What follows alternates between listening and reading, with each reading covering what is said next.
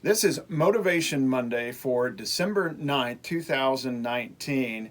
I have with me today Ken Jones, and I feel like over the weekend, the 78th anniversary of Pearl Harbor passed fairly quietly. It's kind of a busy time of year, and it just didn't seem to get the recognition perhaps that it really deserves. And the unique thing about the body, the church, is that each one of us have our own story to tell, our own experiences. And Ken is a World War II veteran, and he has a unique perspective on Pearl Harbor and its motivation for him to join the Navy. And so I wanted Ken to just share a little bit about where he was when Pearl Harbor happened and what led to your career in the Navy. Okay. Well, I remember very distinctly that morning, and I was living in the country with some people that I knew. I had left home and had gone to the country to live with these people, and when Pearl Harbor happened and the news broke that morning, I remember the older people gathering around talking about it, and they were saying things like, well, I'll just give those Japans 6 months and we'll go over there and drop a bomb on them and they'll have to surrender. And I remember thinking, that's too bad. It's going to be all over before I get old enough to go, because I really wanted to go, because for a 16-year-old boy, it was a chance to get away from home, to see some things, have some adventures. Because to me, the idea of the war was a big adventure. Sure. Now, I knew people got killed and maimed in the war, but, when you're 16, 17-year-old, well, you're bulletproof, and Right. that always happens to the other guy. Right. So I was really excited about the possibility of being able to enlist in the Navy. Mm-hmm. So as time passed, as I was approaching 17, I was arguing with my mother to try to get her to sign the papers giving the Navy permission to take me, and she finally agreed to do that because she knew I wanted to go so bad. Right. So I enlisted in the Navy on my 17th birthday, and went to boot camp in Farragut, Idaho, and only had about 6 weeks of boot training. Oh. That's basic training. Right. And then I was sent to the USS Colorado at Bremerton, Washington. Mm-hmm. And I remember the first time I saw that ship, I thought, it's really going to happen. Mm-hmm. I'm going to get on that ship, and we're going to go to war, and we're going to shoot those big guns, and we're going to come back as conquering heroes. Little did I realize, that those were just boyhood dreams. And in just a few weeks' time, those dreams were just completely wiped out when I saw a number of my shipmates killed in action. Yes. So that was a very exciting time for me. I went through the war. I was not in the Navy on Pearl Harbor Day, but I was in after that. And the battles I went through were, I went to the Battle of Saipan, Guam, Tinian, and then after Tinian in the Philippines, Luzon, Leyte, Mindoro, Mindanao, and Lingayen Gulf. Then after that was the Battle of Iwo Jima, Mm-hmm. and I missed that one because we were in port getting repairs, so I missed Iwo Jima. But I was in the last battle of the war, Okinawa, Yes. and we were anchored in Buckner Bay in Okinawa when Truman made the decision to drop the atomic bombs on Japan. Mm. And we were in the process of assembling this huge fleet that was going to invade the Japanese homeland.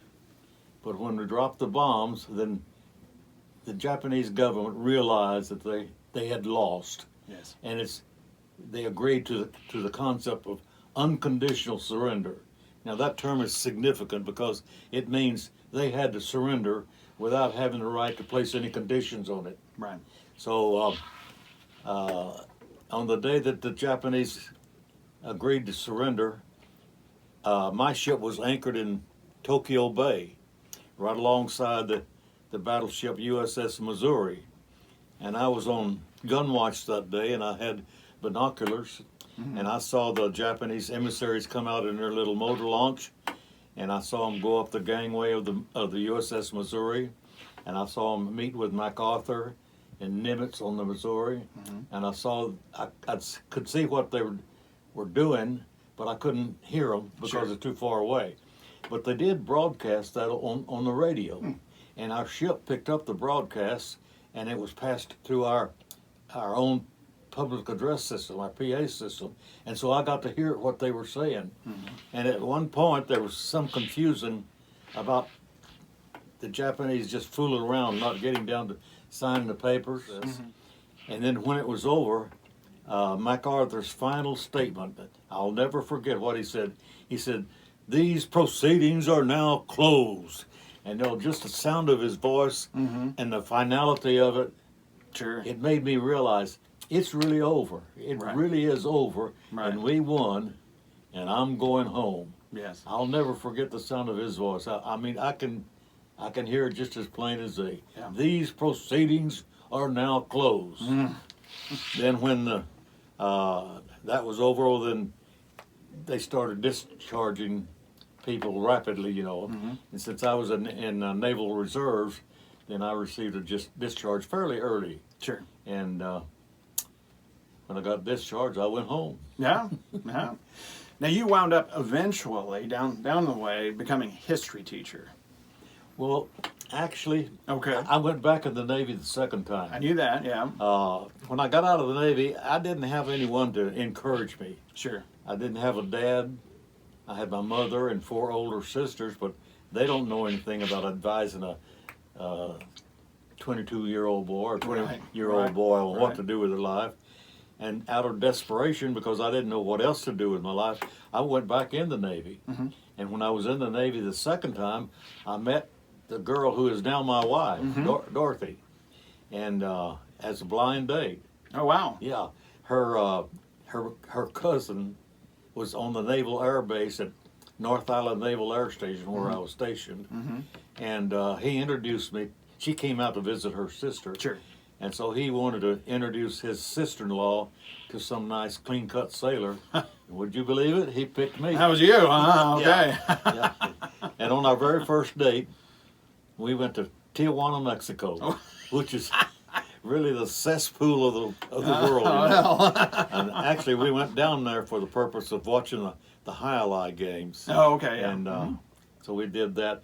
And then after that, well, Dorothy and I started communicating, and she let me know pretty quick, because we were getting serious. Sure. She let me know pretty quick that she wasn't going to marry a military man. Sure. So your motivations changed. that's right. So I decided right then, as soon as my hitch was up this time, Sure. I would be discharged again, and I did. And after I was discharged, I moved to Fort Worth. My hometown is San Antonio, but I moved to Fort Worth, and Dorothy and I got married. And then because Dorothy was just graduating from Texas Wesleyan University with a teacher certificate and was a school teacher, being associated with her and her school teacher friends, they started talking to me about going to college and getting my degree. Right. And I told them, well, I can't do that. I only got 1 year of high school. Right. I didn't finish high school, just 1 year. Yeah. But they kept at it, and finally, I got my GED, and then I went out to TCU and took the entrance exams, and I passed the entrance exams, and TCU accepted me on the GI Bill of Rights. Sure. So I went to college on the GI Bill of Rights and got my degree. Nice. And then not too long after I graduated from college, then I got a chance to accept a teaching position in the Fort Worth Public Schools. And I taught high school I got credit for, I taught for actually 25 years. Okay. But I got credit for 5 more years for military service. Right. So actually I got credit for teaching 30 years. So Yes. I had a good teaching career. Good. And I enjoyed teaching because to me, it's not like you moving nuts and bolts. Sure. You're dealing with people's lives. Right. And what you're doing is going to have a carryover influence, and it's going to affect their lives all the rest of their time. And so for that reason, I think I was a good school teacher. And when we would reach the period in the history book of the Great Depression, we would just put the history book aside, and because I lived during the Great Depression, I'd tell them what it was like. Right. You know, those were hard times, and everybody was poor, and no one could get a job. And then, so I grew up during the Depression, and then when World War II happened, especially Pearl Harbor Day, I was 17 years old by that time, and I persuaded my mother to sign the papers for me to go in. Right. And so I went in the Navy, and that began my Navy career. What was the number one, if there was a number one message about your experience in World War II you tried to communicate to those students? What was the number one most important message?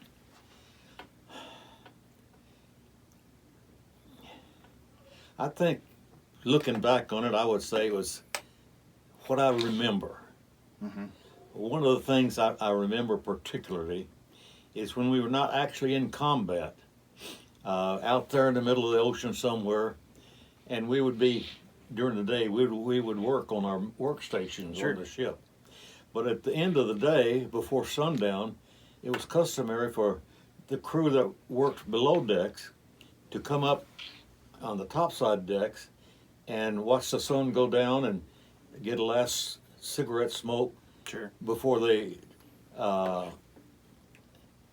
extinguish the smoking lantern. That means no more smoking and no lights. Okay. And so we would sit around in little clusters on the deck, you know, just no arrangement or anything, just guys sitting together, and listen to them talk. I could walk around among the groups and I could hear them talk, and they were all talking about basically the same thing.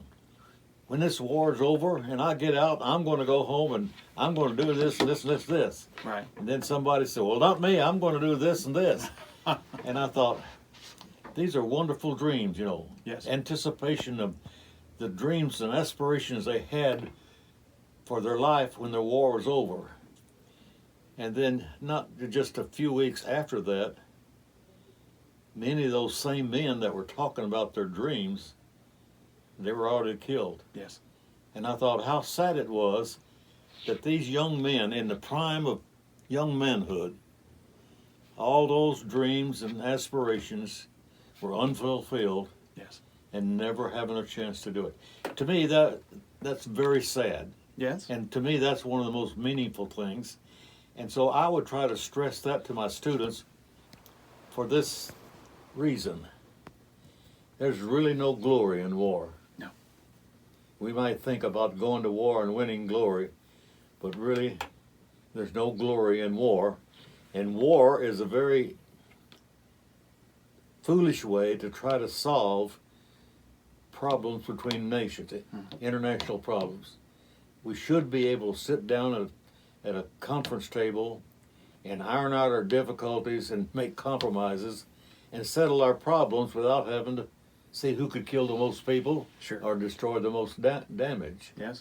And so I tried to emphasize that to my students, and they seem to appreciate that. As a matter of fact, I had different ones to comment about it, you know. Sure. Well, and of course, everybody's going to have a different perspective, but you lived it. That's right. Right. That's that's the difference. Well, actually, as I said, when we got to the Great Depression in our history book, we put the book aside, both for the Depression and World War II. Absolutely. And we studied those things from the perspective of Mr. Jones. Yep. And I have to believe that my stories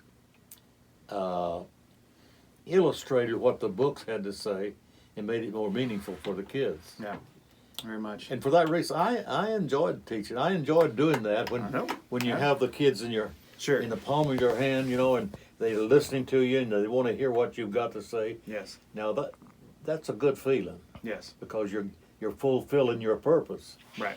If you have to spend all your time fighting discipline problems, yeah. that takes the joy out of teaching. It does. Ken, I appreciate you sharing some perspective, your unique perspective. You know, I appreciate, you know, not only all the years of teaching, obviously your service to our country, but I enjoy having you here and the perspective that you bring at the Bridgewood Church as well. And I know that it was in your time when you're on the ship, you're on the Colorado, that you read your Bible and started learning, and, Oh, yeah. and out of that came a life of faith as well. And, Actually, when we were on the ship, Mm-hmm. if we weren't actually in combat, fighting at the Sure. time, when we were on those long 4-hour gun watches, we couldn't leave the gun tub, Right. but we could read. Right.